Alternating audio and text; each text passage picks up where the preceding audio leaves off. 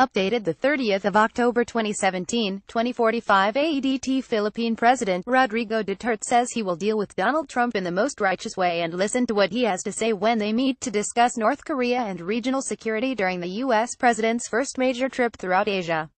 Key points: Duterte hopes the U.S., Japan, and South Korea will sit down and talk to Kim Jong-un. He will welcome Trump as an important leader and listen to what he has to say. Duterte's tense relationship with Barack Obama has eased due to praise from Trump. Mr. Trump is set to travel to Asia from Friday until November 14 amid rising tensions over North Korea's nuclear and missile programs. He will be in Manila on the last leg of his trip, which includes visits to Japan, South Korea, China, and Vietnam. Tensions between the U.S. and North Korea, who Mr. Trump has threatened to destroy, have been building after a series of nuclear and missile tests by Pyongyang and bellicose verbal exchanges between Kim Jong-un and the U.S. president. Earlier this week, Japan warned the Hermit State's nuclear and ballistic missile capabilities had grown to an unprecedented, critical and imminent level. The CIA has said North Korea could be only months away from developing the ability to hit the U.S. with nuclear weapons, a scenario Mr. Trump has vowed to prevent. Mr. Duterte, speaking in Davao City overnight, said the situation in the Korean peninsula would be the main agenda item in his talks with the U.S. president. "We are worried. If anything can go wrong, it will go wrong," Mr. Duterte said.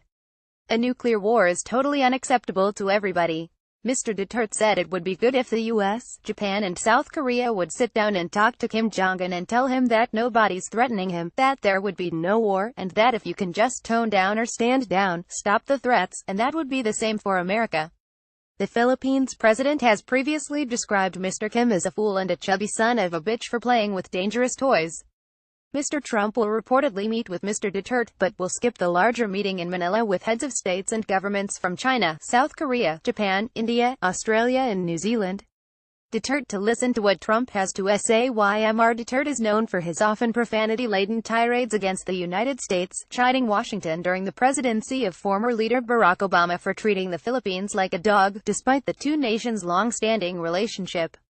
The Philippines leader announced his separation from the U.S. during a visit to Beijing a year ago, declaring he had realigned with China as the two agreed to resolve their South China Sea dispute through talks.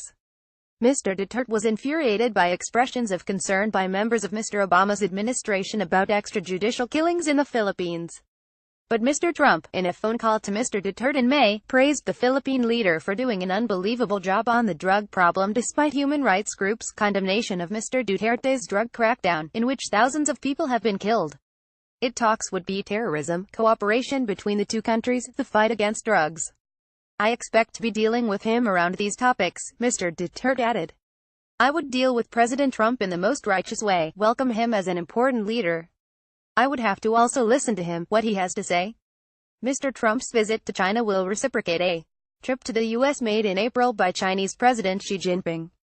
The U.S. leader has applied heavy pressure on China to rein in North Korea, and while his efforts have had limited success thus far, he went out of his way to thank Mr. Xi for his efforts.